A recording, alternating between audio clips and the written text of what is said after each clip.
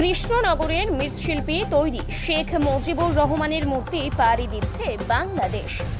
এবার এক অনন্য চিত্র দেখা গেল ভারতের নদিয়ার কৃষ্ণনগর ঘূর্ণির মৃৎশিল্পী রানা মল্লিকের কাছে। তার হাতে তিলে তিলে গড়ে উঠতে চলেছে মুজিবুর রহমানের মূর্তি। 15ই আগস্টের আগে এই মূর্তি পৌঁছে যাবে বাংলাদেশে, এমনটাই দাবি করছেন ওই মৃৎশিল্পী। শিল্পীর কথায়, বাংলাদেশে নিঝুম মজুমদারের সঙ্গে বঙ্গবন্ধু শেখ মুজিবুর রহমানের মূর্তির তিনি বরাত পান। তার থেকে সুদক্ষ শিল্পত্বের মধ্যে দিয়ে এই মূর্তি তিনি তৈরি করছেন। আগামী 3 থেকে 4 দিনের মধ্যে বাংলাদেশের উদ্দেশ্যে এই মূর্তি রওনা দেবে। শিল্পী আরও জানান, বাংলাদেশের তৎকালীন প্রধানমন্ত্রী শেখ হাসিনা নিজে এই মূর্তি দেখেছেন এবং তার ভালো লেগেছে। কিন্তু যে বাংলাদেশে জাতির পিতা শেখ মুজিবুর রহমানের বিরুদ্ধে যে বিদ্বেষ তৈরি হয়েছিল, সেই মুজিবুর রহমানের প্রতিকৃতি নদিয়ার কৃষ্ণনগর ঘূর্ণির মৃৎশিল্পীর হাতে তৈরি হওয়ায় বর্তমানে গর্বিত ঘূর্ণির মৃৎশিল্পীরা।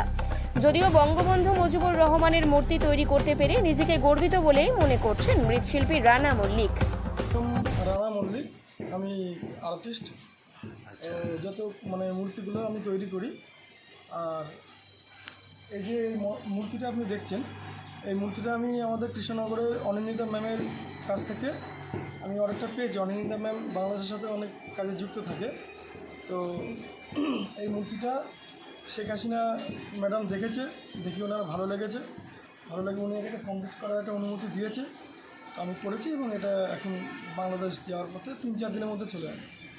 বাংলাদেশে যাচ্ছে। হ্যাঁ, যখন আমরা দেখতে পাচ্ছি যে বাংলাদেশের মুজিবরের মূর্তি ভেঙে ফেলা হচ্ছে, ঠিক তার পরপরই আপনার কাছে অর্ডার এসেছে মূর্তি তৈরি করে আবার বাংলাদেশে যাচ্ছে। কি মনে হচ্ছে আপনার? এটা মনে হচ্ছে কি আমার মনে হচ্ছে আবার একটা নতুন যুগ চলে আসছে।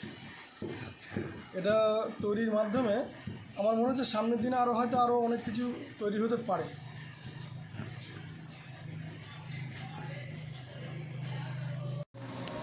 শেখ মুজিবুর রহমান বাংলাদেশে তার মূর্তি আমাদের নদিয়ার তৈরি এক মৃৎশিল্পীর সেটা পাড়ি দিচ্ছে বাংলাদেশ, এবং 15ই আগস্টের আগে সেটা উন্মোচন হবে। একজন নদিয়ারবাসী, নদিয়ার অধ্যাপক হিসেবে কীভাবে দেখছেন বিষয়টা?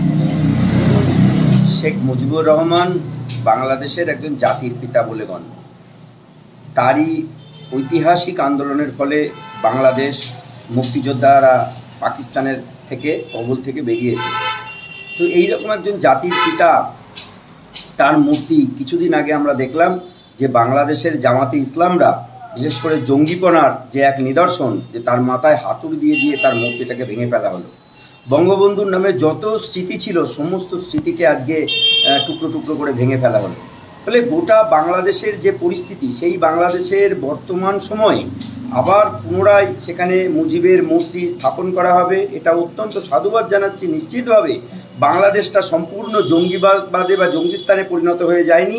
আজকে এই মূর্তি স্থাপন এটাই প্রমাণ করে। কিছু মানুষ হয়তো এখনও পর্যন্ত আছেন যে যারা মুজিবের মূর্তি ওখানে স্থাপন করতে চান।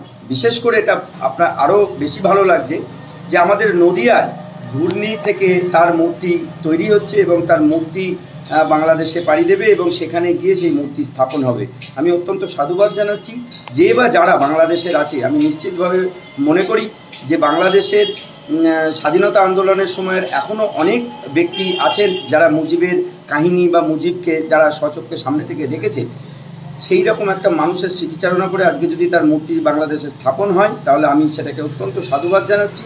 এবং সাধুবাদ জানাচ্ছি যে এই ধরনের যেসব স্মৃতিগুলো মুজিবের বিভিন্ন জায়গাগুলোতে ছিল, সেগুলোকে আবার যাতে পুনঃপ্রতিষ্ঠা হয়। না, একজন জাতির জনক আপনিই বললেন, তার মূর্তি যেভাবে ভেঙে ফেলা তো দূরস্থ, তার মূর্তি নিয়ে যেভাবে নোংরা রাজনীতি শুরু হয়েছিল, তার মূর্তিতে অনেক কিছু করাও হয়েছিল, কাদা লেপন থেকে শুরু করে।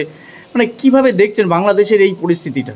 না, সেটাই তো বলছি যে শুধু কাদা লেপন নয়, তাকে রীতিমতো ভেঙে তার মাথায় হাতুড়ি দিয়ে আঘাত করে তাকে ভেঙে ফেলা হচ্ছে।